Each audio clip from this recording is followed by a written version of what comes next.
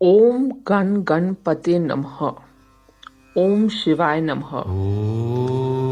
आज हम आपके सामने ज्ञान और संसार चैनल में अपने शिव पुराण के अगले अध्याय को लेकर आए हैं, जिसका नाम है कैलाश और वैकुंठ आदि की उत्पत्ति। सबसे पहले मैं आप सभी के हृदय में विराजमान प्रभु को नमस्कार करती हूँ।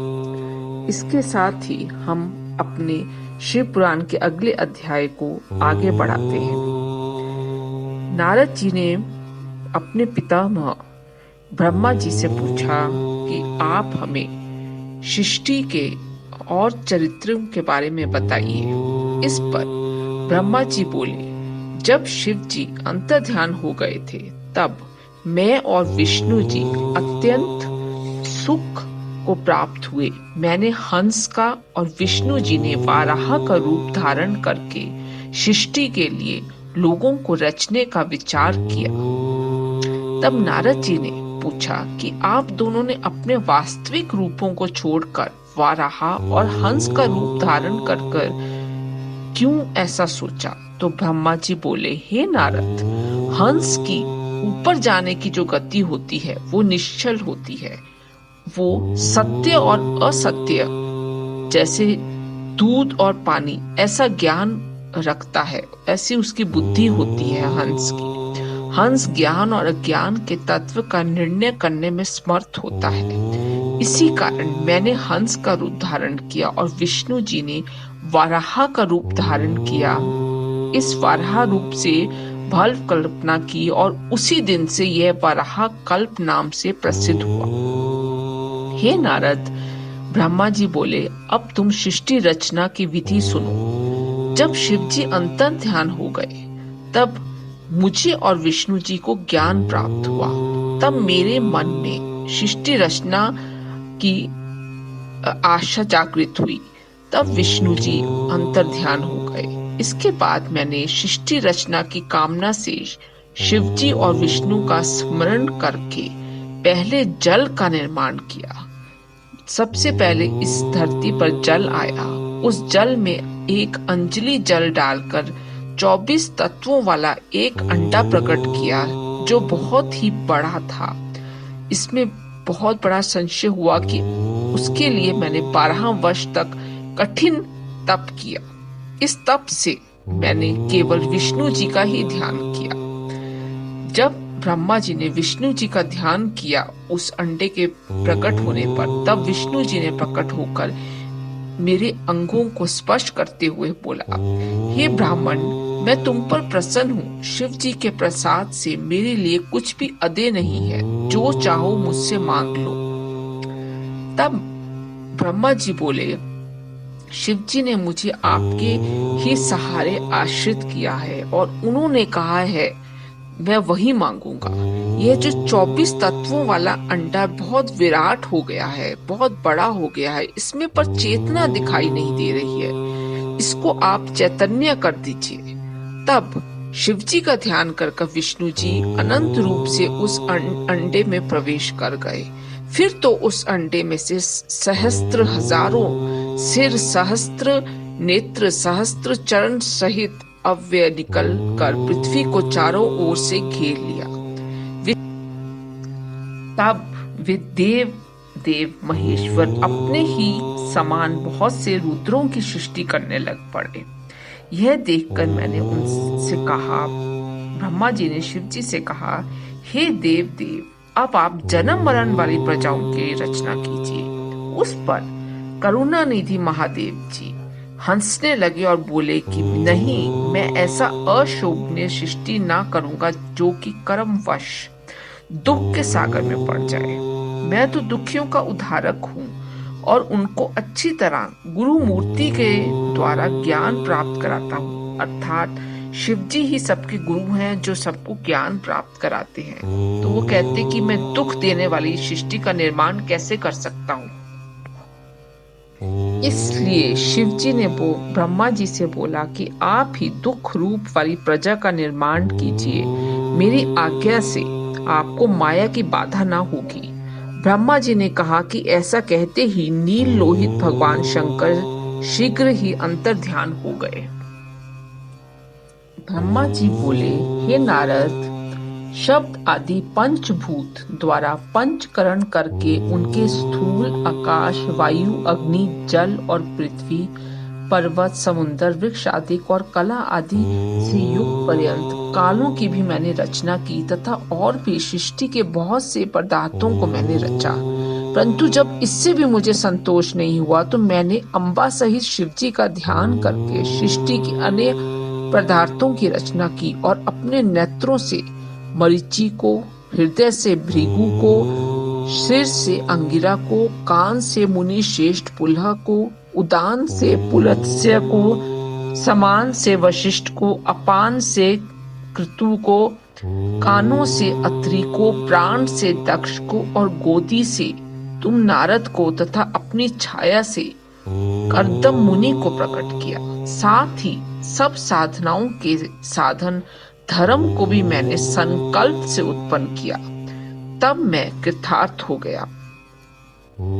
तत्पश्चात मैंने अपने देह से शरीर से 2 रूपों में कर दिया।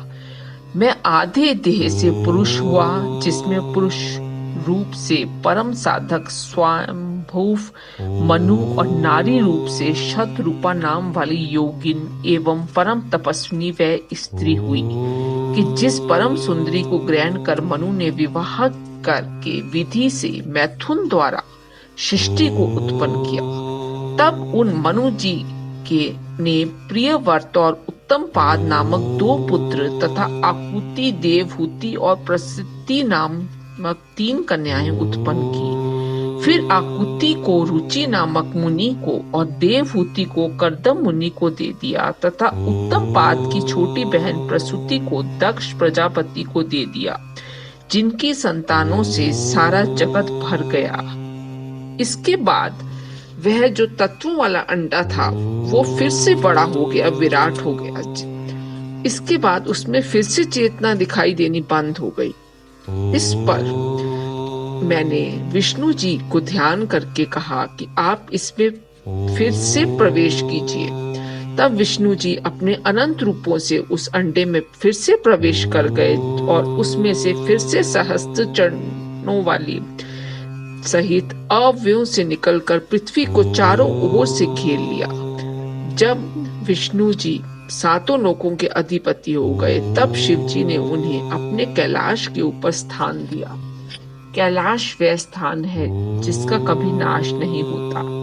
जब मैं सृष्टि रचने लगा तो पहले फिर से पाप की सृष्टि हुई, अविद्या और तम की प्रधानता थी, फिर स्थावरों की रचना, फिर शिव जी का ध्यान किया तो फिर से तिरछे वाले जीव प्रकट हुए उसी अंडे से, और फिर जब संतोष नहीं हुआ तो सात्विक सृष्टि उत्पन्न की। फिर शिव जी की आज्ञा से रजोगुण वाले मनुष्यों की सृष्टि हुई। इसी तरह से सर्गों की महत सर्ग, सूक्ष्म भौतिक सर्ग, वैकारिक सर्ग, इससे 8 प्रकार के सर्ग, और फिर नवा कुमार सर्ग हुआ। सनक आदि कुमार जो थे महान कुमार सर्ग हुए।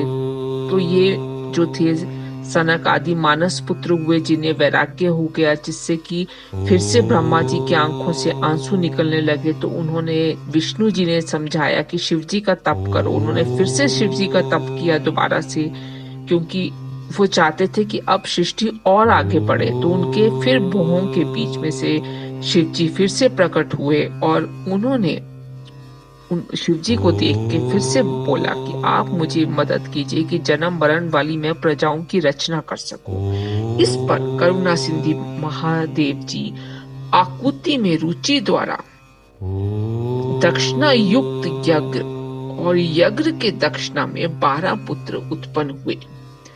फिर देवहूति में कर्दम मुनि से बहुत से पुत्र उत्पन्न हुए और उधर दक्ष के 24 कन्याएं उत्पन्न हुई, जिनमें से दक्ष ने श्रद्धा आदि 13 कन्याएं धर्म को दे दी, जिनके नाम श्रद्धा, लक्ष्मी, घृति, तुष्टि, पुष्टि, मेधा, क्रिया, बुद्धि, लज्जा, वसु, शांति, सिद्ध और कीर्ति।